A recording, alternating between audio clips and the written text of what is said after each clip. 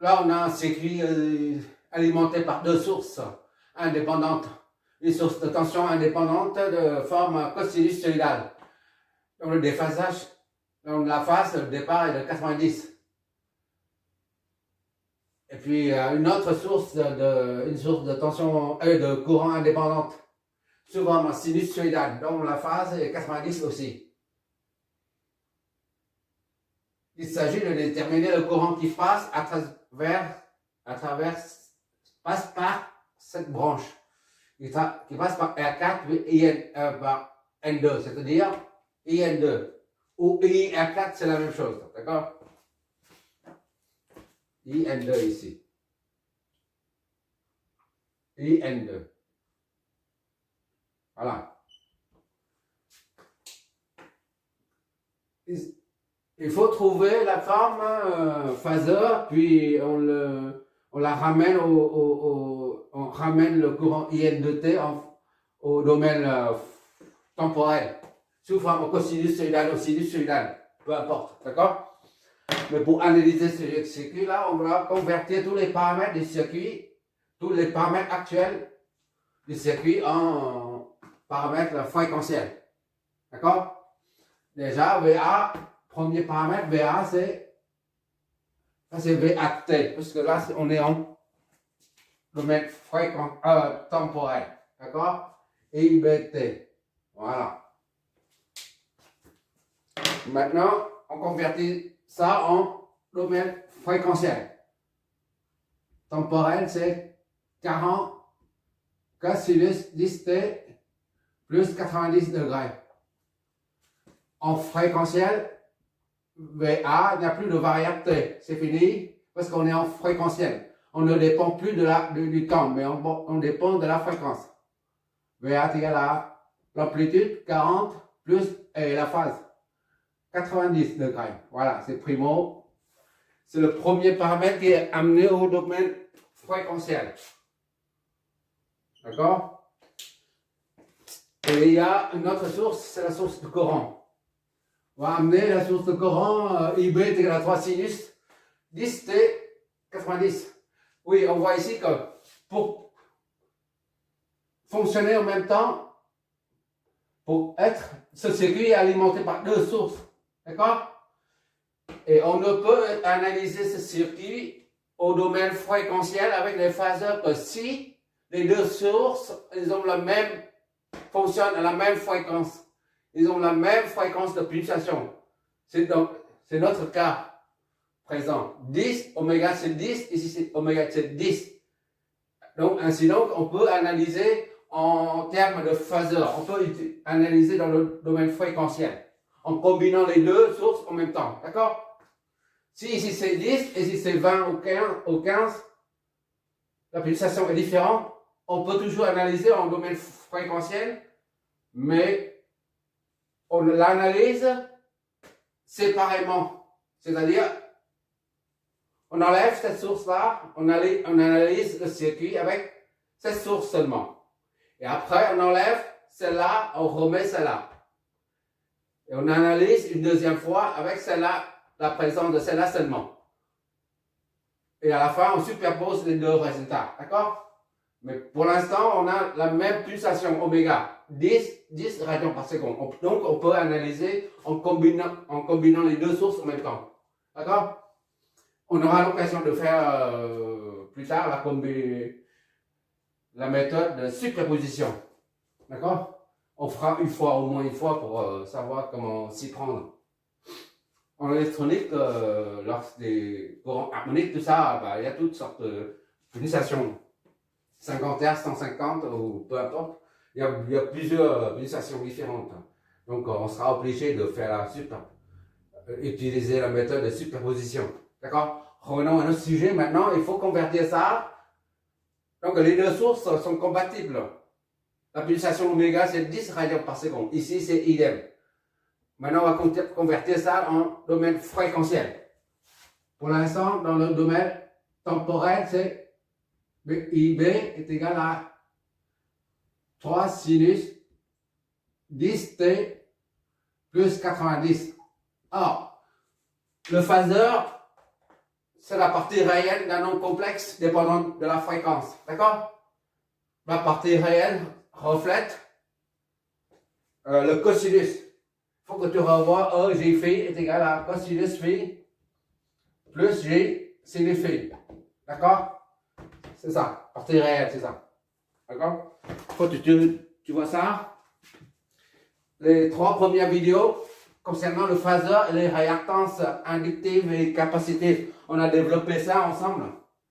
Et maintenant, on va convertir ça en cosinus. Sachant que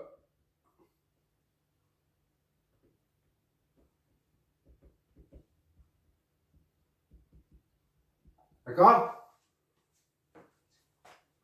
Donc, on a IB, c'est toujours, pour l'instant, on est en phase de convertir sinus en cosinus, toujours dans le domaine temporel. On n'a pas encore converti en phaseur, d'accord? IBT est égal à 3. Sinus, on remplace par cosinus. D'accord? Cosinus, phi, en l'occurrence, ça correspond à tout ça. 10 t plus 90 moins 90. Soit IBT est égal à 3 cosinus de 10t plus 0 degré. D'accord? Et maintenant, on convertit, puisque sous forme cosinussoïdale maintenant, c'est la partie réelle du nombre complexe, on peut le convertir maintenant, on convertit IBT en son phaseur, c'est-à-dire IB sans la variable t est égal à l'amplitude et phase. Phase c'est 0 en ampères. D'accord? Ça c'est le deuxième paramètre. Bon, 1 et 2, 3 et 4, on laisse comme ça, tel quel. Z11 est égal à R1, c'est-à-dire 5. Z2 est égal à R2. Il n'y a que la partie réelle. R2 c'est 8. ZR3 est égal à R3. R3 c'est 10.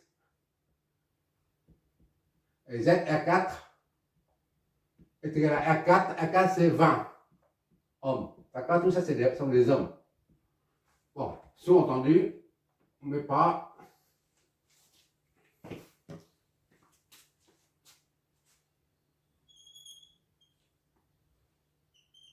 Pour la résistance, en domaine fréquentiel ou domaine temporel, elles ont la même valeur, même grandeur.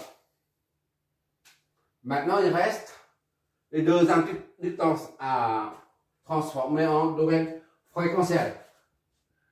Xn1, J oméga N1. D'accord? C'est égal à J en 90 fois oméga. Oméga c'est 10. D'accord? Fois N1. N1 c'est 0,4 Henri. Donc, ça fait combien ça? 4. 4 fois 1 c'est 4. Xn1 est 4, 90. Voilà.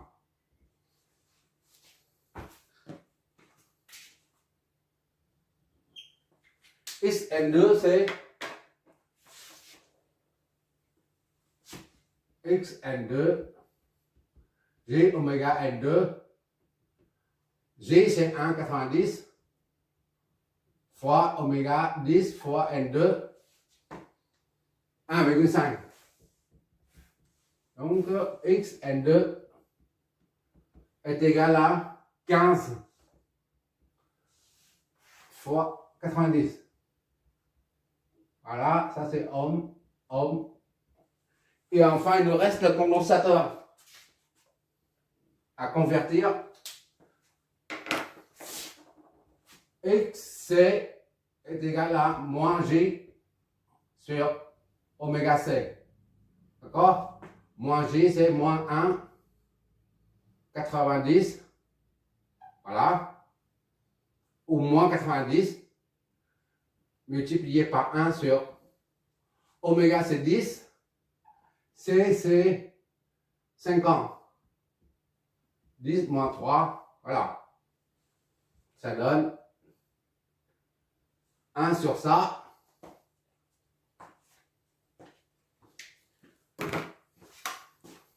Calculatrice.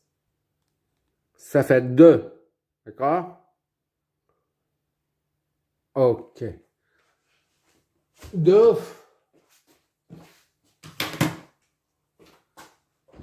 C'est comme si moins 1,90 fois 2.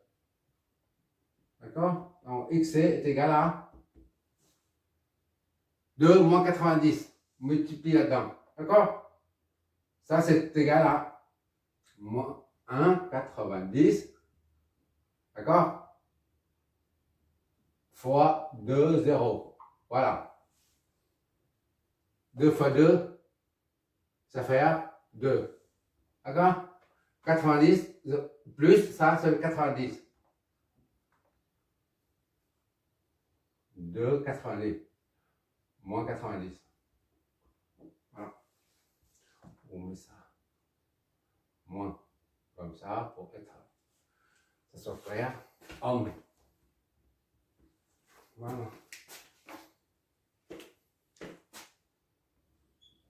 Bon. Maintenant, on va analyser ce circuit, retrouver les courants dans toutes les branches. Et on en déduit IN2. D'accord? Mais comment on fait pour parce que le circuit est assez complexe. Toutes les branches, il y a plusieurs composantes, actifs et réactifs de tout genre. Mais comme on a eu déjà les impédances, les impédances, réactances, capacitives et addictifs, ainsi que les valeurs de tout ça, là, on a tout. On ne va pas utiliser la méthode nodale, ça prend du temps. D'accord? Donc, on va faire un rack, on va utiliser un raccourci qui consiste à calculer via le circuit équivalent de Thévenin. D'accord? Bon, on va faire une coupure ici, là. Et donc, ça, c'est 1 et ça, c'est 2 ici. Voilà. On va faire une coupure. D'accord? On va noter 1 ici. 2, 3.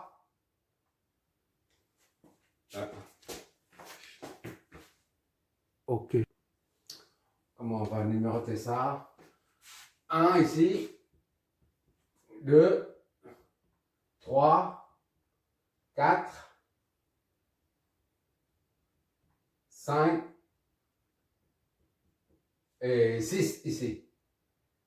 J'enlève ça. 6. Voilà. Le fait d'utiliser le circuit équivalent de Thévenin permet d'aller beaucoup plus vite. Bon, on enlève, on considère que ça, R4, c'est la charge. On enlève et on cherche le circuit équivalent de Thévenin aux bornes 1 et 6.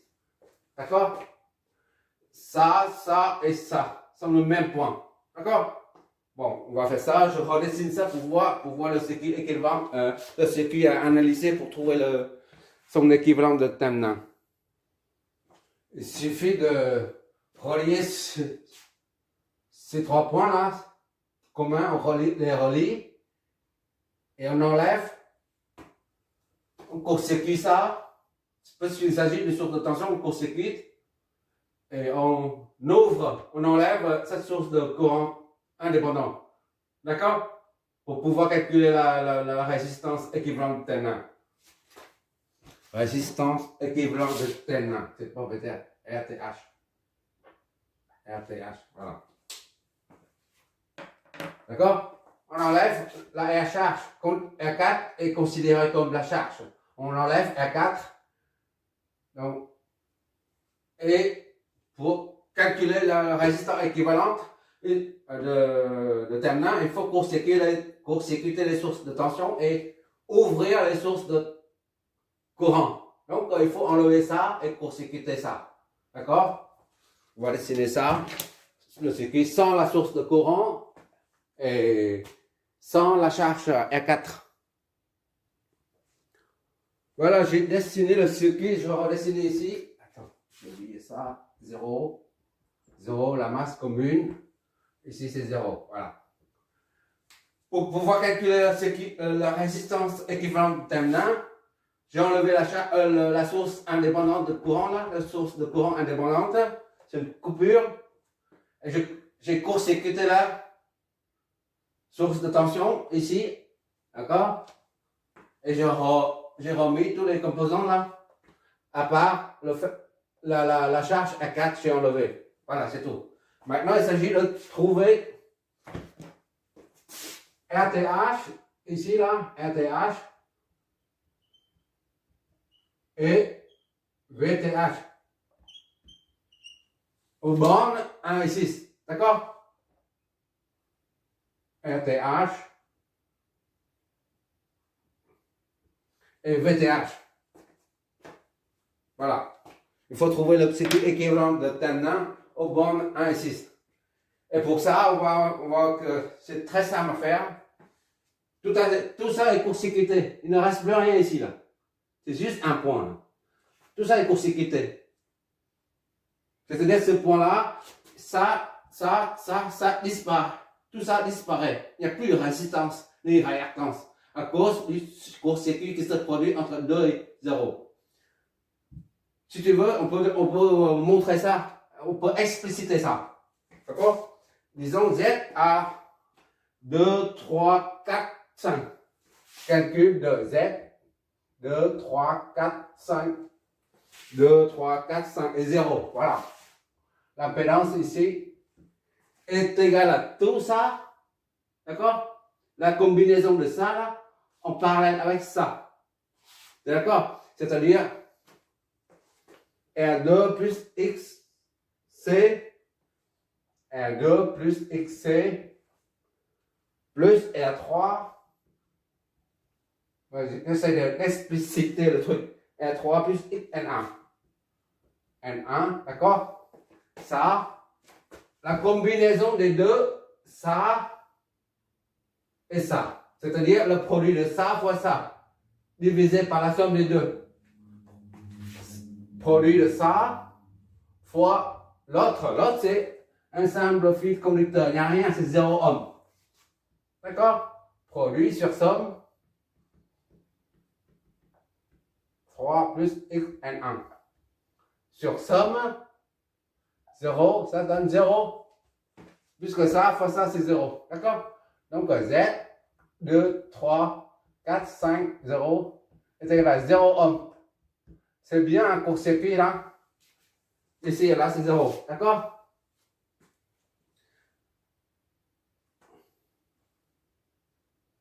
Et la résistance équivalente terminale au bord de 1,6, c'est R1 plus cette combinaison là, plus ça. D'accord? Z 1,6 est égal à Z 1,6 est égal à R1 plus cette combinaison parallèle là. Z 2, 3, 4, 5, 0. D'accord? C'est tout ça en parallèle. Plus xn2. X N2. Donc Z 1,6 est égal à R1, c'est combien? 5 ohms. Plus 0 plus xn2. 15,90. 15,90. Qu'est-ce que ça nous donne? Z16 est égal à... Bon, pour l'instant, on laisse ça comme ça. Bon, calcule quand même. En fait, on n'a pas besoin de calculer. On laisse ça comme ça. C'est 5 plus 15,90. D'accord? Or, J est égal à 90. 1,90. D'accord? Donc Z, 16 est égal à 5 plus 15 J. Pour une fois, on travaille avec les nombres complexes. D'accord? Donc tu vois un peu, on peut utiliser soit la forme polaire, soit la forme cartésienne. VTH, RTH correspond à R1, la résistance équivalente de terminal, on va appeler, comme on est en fréquentiel, on va appeler l'impédance équivalente de terminal, d'accord? ZTH plutôt, d'accord? ZTH au lieu de RTH. R lorsqu'il n'y a que la résistance, il n'y a que la partie réelle. Et Z pour englober tout. Donc, Z, TH est égal à Z 16, soit ZTH est égal à 5 plus 15 J.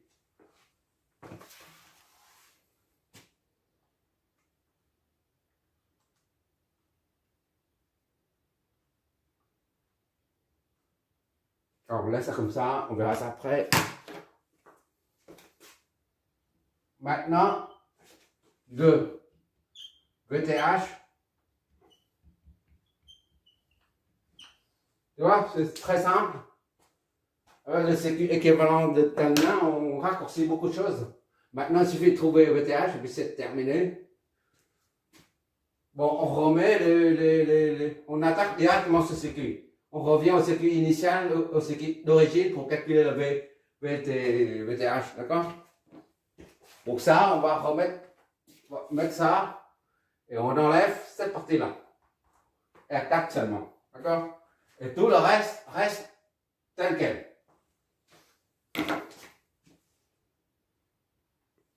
Voilà, j'ai enlevé la charge, la R4.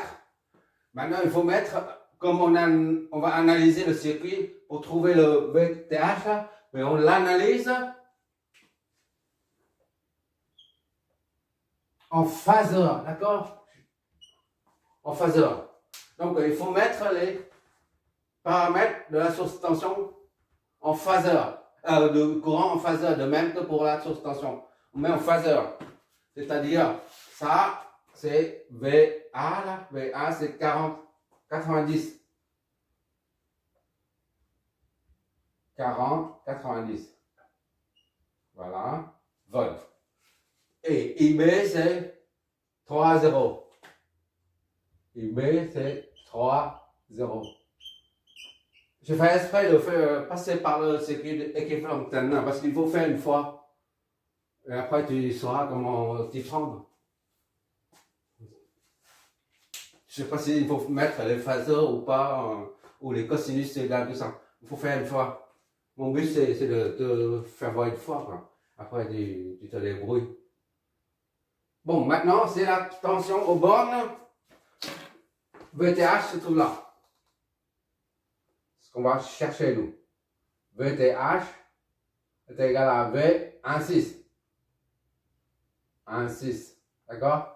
Toujours en phaseur, parce qu'on raisonne avec des paramètres fréquentiels. Maintenant, on y va. Comme d'habitude, pour analyser le circuit, il faut supposer le sens du courant. Même si c'est du courant alternatif, d'accord? On suppose que IB sort ici, là. Même s'il y a la flèche, hein. IB arrive jusque là, parce que c'est ouvert ici. Le IB ne peut pas passer par là. Le circuit est ouvert au niveau 1 ici. Donc, IB. Et IB descend ici, là. Il va scinder en deux là, IA, disons IA. On va baptiser ça IB, I1. On va mettre I1 ici. Voilà. Et enfin, IA qui arrive jusque là, il faut jamais oublier que ça sont reliés ensemble. Mais une question de clarté. On les sépare, d'accord? C'est-à-dire que IA va rejoindre, pas séparer. IA va remonter ici. D'accord? Mais IA ne vient pas ici parce que la circuit est ouverte. D'accord? Je peux très bien prendre ça là, faire dessiner un trait comme ça. Mais j'ai fait exprès de séparer les masses pour que tu vois un peu comment le courant circule dans les branches. D'accord? Il passe comme ça et remonte ici là. D'accord? C'est-à-dire I1 et IA reconstituent IB. Là, IN, ça n'existe plus. Il n'y a plus rien là-dedans. Là. Il n'y a pas de courant là. D'accord? Ici, il n'y a pas de courant. Là. Il n'y a plus de courant parce que c'est ouvert. D'accord? On va effacer là. Il n'y a plus de courant. Ou alors on met 0. Voilà. Et le sens, comme tu veux, ça n'a pas d'importance puisque c'est 0. Ben, maintenant, on va utiliser la méthode nodale, mais il n'y a pas grand-chose à faire. Là.